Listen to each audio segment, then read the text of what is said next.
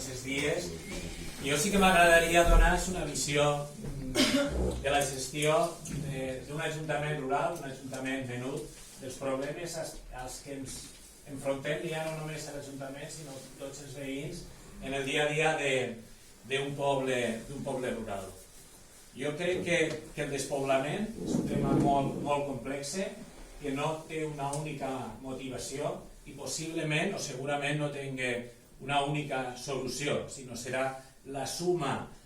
de moltes iniciatives, de moltes propostes, les que puguen donar a lo millor una solució al món rural. Crec que ningú tenim una vareta màgica que en 5 minuts solucionarem el problema del despoblament, però sí que tenim tots l'obligació i alguns la responsabilitat de continuar treballant per a fer possible que els nostres pobles tinguin futur. Jo crec que d'on venim més o menys ja ho sabem, ja sabem d'on venim, i a mi sempre m'agrada parlar de futur, intentar parlar en positiu. Sabem que tenim moltes debilitats, som conscients, les tenim, moltes s'han exposat, una manca de comunicacions, i ara per sort ja no parlem de comunicacions no només físiques, de carreteres, sinó tenim una manca de les altres comunicacions que són molt importants i que a partir d'ara cada vegada seran més importants, com és un bon accés a internet, una bona cobertura de telefonia mòbil. Crec que això per als pobles que estem realment molt lluny dels centres de població importants és molt important, possiblement Vallibona,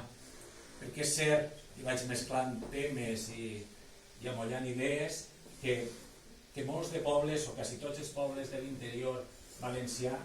compartim molts dels problemes. Però també és cert que hi ha unes zones, no sé com dir-lo, que tenen un major índex de ruralitat. Vallibona possiblement sigui un dels casos de municipi molt allunyat de tots aquests centres de decisió i que durant molt de temps, com s'ha estat comentat, han concentrat allí tots els serveis.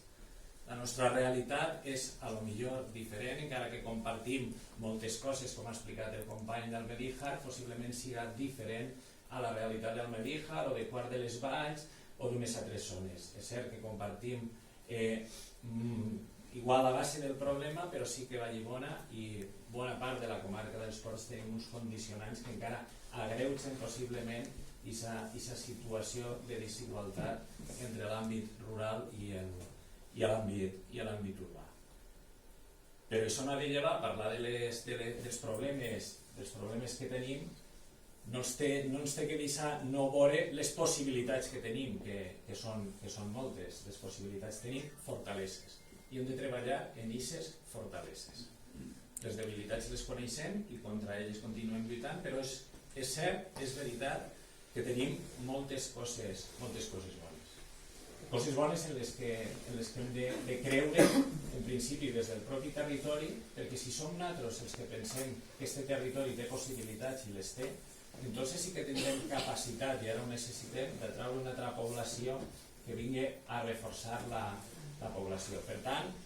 trenquem, com ja s'ha dit, en aquesta dinàmica que ens ha perseguit durant molt de sigles, molt de temps, molts d'anys. L'urbà és lo bo,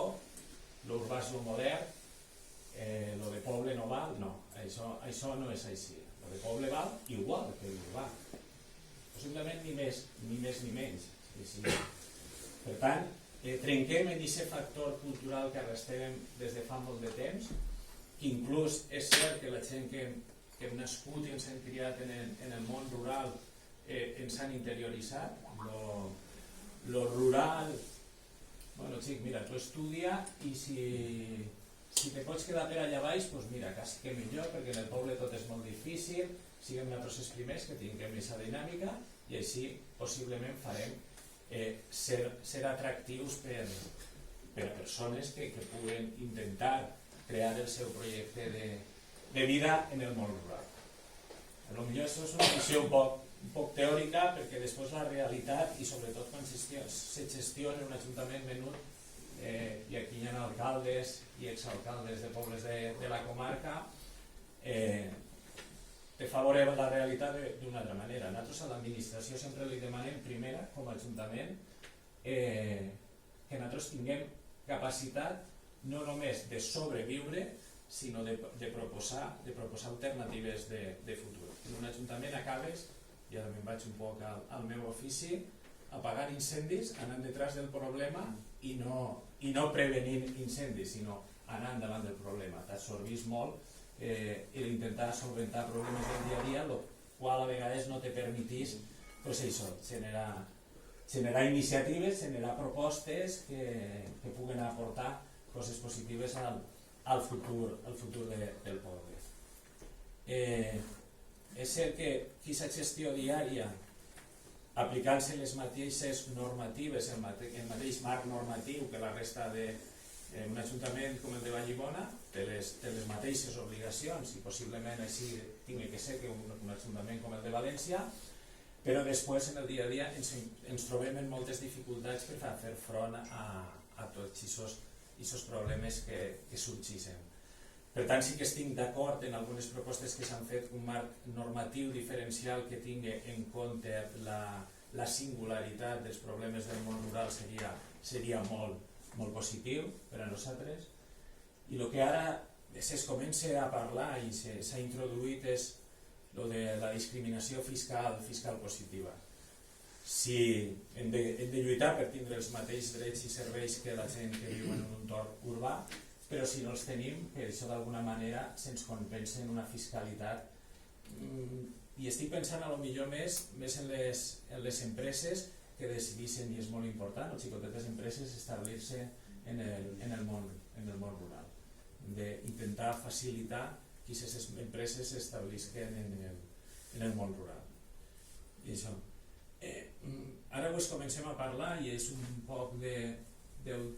no sé si d'autocrítica, però sí dels responsables municipals, que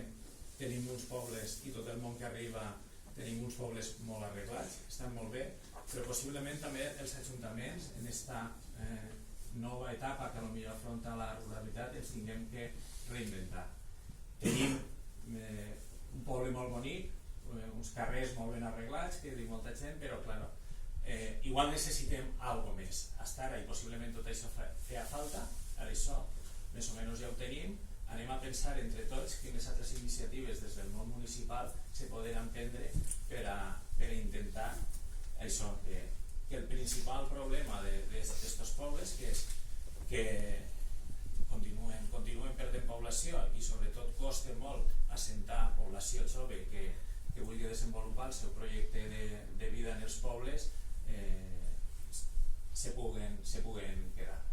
Crec que és important això, que parlem també en positiu dels pobles, que fiquem en valor que en els pobles, a pesar de molts problemes, se viu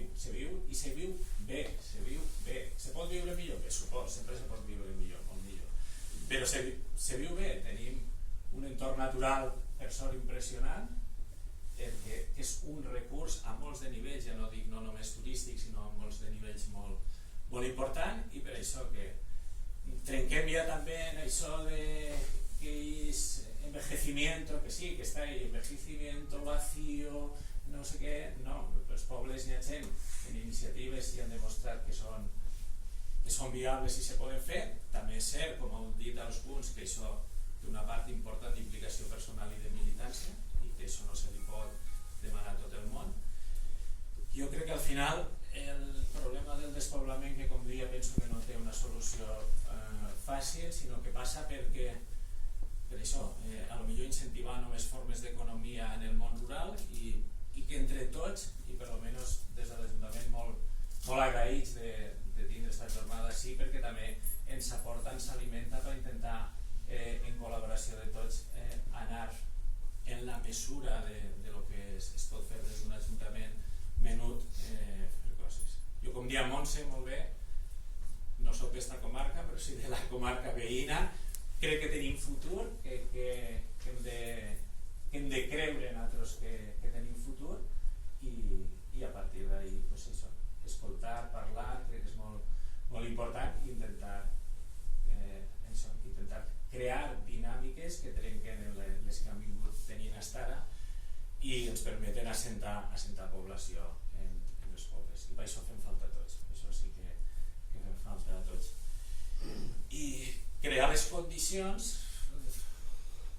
favorables per a que també intentar crear activitat econòmica en els pobles. Jo vull poca cosa més, això que crec que